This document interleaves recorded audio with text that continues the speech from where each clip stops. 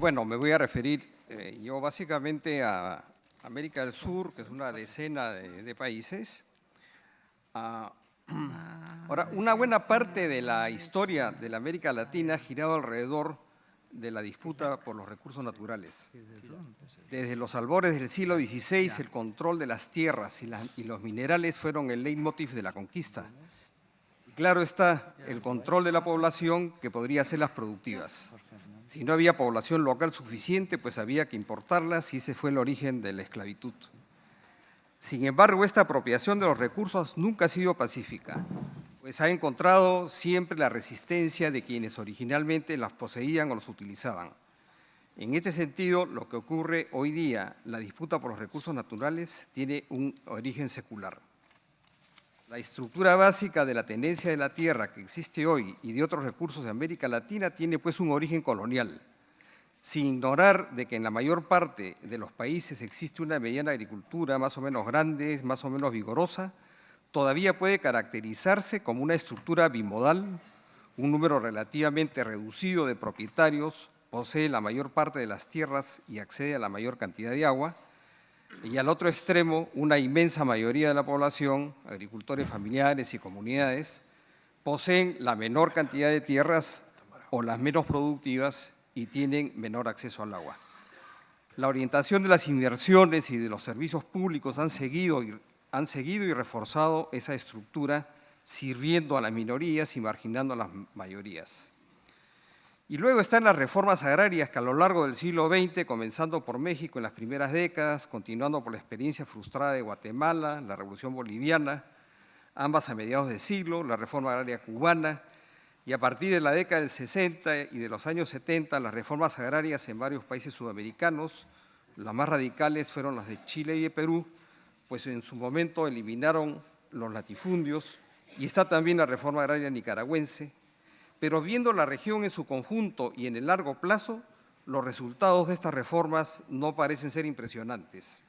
Muchas de las tierras expropiadas fueron restituidas o vendidas por los propios beneficiarios, o allí donde no se aplicaron, la reforma agraria se mantiene como una promesa que no termina de cuajar en la realidad por la falta de voluntad política de los gobernantes o por la insuficiente presión de los que deberían ser sus beneficiarios, o porque para que hayan reformas agrarias no solo se necesita esa voluntad política y esa presión, sino alianzas sociales y políticas más amplias que por el momento parecen no existir.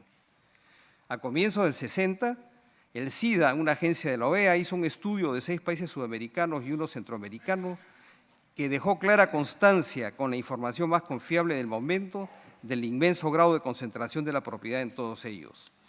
Ese estudio fue útil para argumentar la necesidad de realización de las reformas agrarias en la región.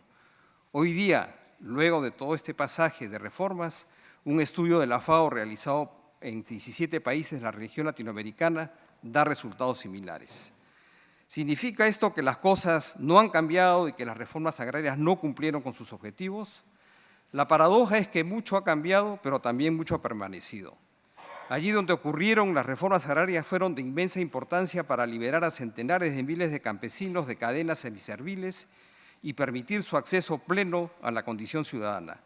Terminaron de romper relaciones laborales precapitalistas, liquidar la tríada del poder territorial formada por la alianza entre el terrateniente, el cura y el juez. Al liquidar las haciendas fue posible la vinculación directa de los pequeños productores con el mercado sin la forzada intermediación del terrateniente. Una parte importante de las rentas que eran retenidas por ahora lo eran por los campesinos.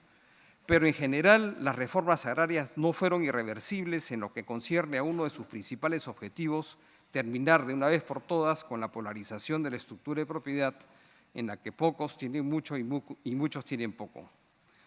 El estudio de la FAO, realizado en estos 17 países, publicado el año 2012, concluye que la magnitud del acaparamiento de tierras en América Latina y el Caribe, en la magnitud del acaparamiento reciente, en cuanto al número de países y la superficie acaparada, es mayor de lo que se suponía anteriormente, aunque esto se da desigualmente en los países y las regiones.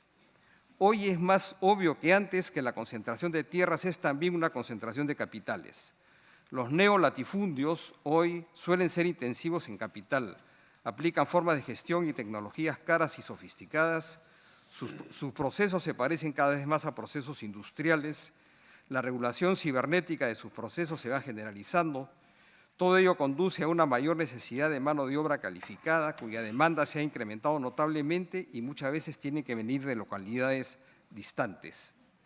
Estos nuevos latifundios suelen operar como enclaves con escasa relación con la población del territorio circundante. Sin embargo, ejercen una fuerte influencia territorial sobre autoridades locales y regionales y también sobre los mercados locales de bienes y servicios, incluyendo el mercado laboral de trabajadores no calificados. También establecen relaciones contractuales con pequeños productores para asegurarse la provisión de insumos que procesarán y luego exportarán. Contratos que suelen ser altamente asimétricos, en las que los riesgos son asumidos casi enteramente por el pequeño proveedor. A diferencia de los terratenientes tradicionales que formaban parte de la sociedad local, con la que establecían relaciones de reciprocidad, aunque obviamente asimétricas, los neolatifundios no construyen tejido social en los territorios en donde se ubican. Los propietarios son accionistas que probablemente desconocen físicamente el espacio ocupado por la empresa y menos aún el territorio circundante. Más aún, los neolatifundios más importantes suelen ser corporaciones con intereses diversificados en otros sectores de la economía, para las que la actividad agraria no es sino un negocio y cuyo interés en el sector se mantendrá mientras siga siendo un buen negocio. El mantenimiento de los recursos naturales de los que depende este negocio no suele formar parte de la misión ni de la visión de estas empresas. Si estos recursos se degradan, el capital migra a otros sectores más prometedores. Esto nos lleva a uno de los rasgos importantes de los latifundios, tanto de los de antes como los de ahora. En su mayoría son monoproductores con un alto grado de especialización en el cultivo al que se dedican. La falta de alternancia y variedad de cultivos contribuye al empobrecimiento de los suelos y al uso creciente de insumos de origen industrial. En algunos países como Brasil y la Argentina, la inversión extranjera cumple un papel importante en la formación de estos neolatifundios. En los demás países el peso de la inversión nacional es fundamental, así como lo es el apoyo del Estado. Pero en casi todos los casos la orientación de la producción es para la exportación. No vale la pena, no hay el tiempo en esta ocasión, ahondar sobre las características de estos neolatifundios. Hay dos publicaciones, uno de la FAO, que está en línea, publicado en el año 2012, y uno reciente que se llama Reflexiones sobre la concentración y extranjerización de las tierras en América Latina y el Caribe, y otro, Capitalismo, Tierra y Poder en América Latina, que están estos dos en línea. Ahora, la agricultura practicada por los neolatifundios y la agricultura familiar son dos paradigmas diferentes y en buena medida opuestos. La primera, la de los neolatifundios, se aproxima a los procedimientos industriales y no solamente su eficiencia, sino su sostenibilidad, está crecientemente en cuestión por las externalidades negativas ambientales, económicas y sociales.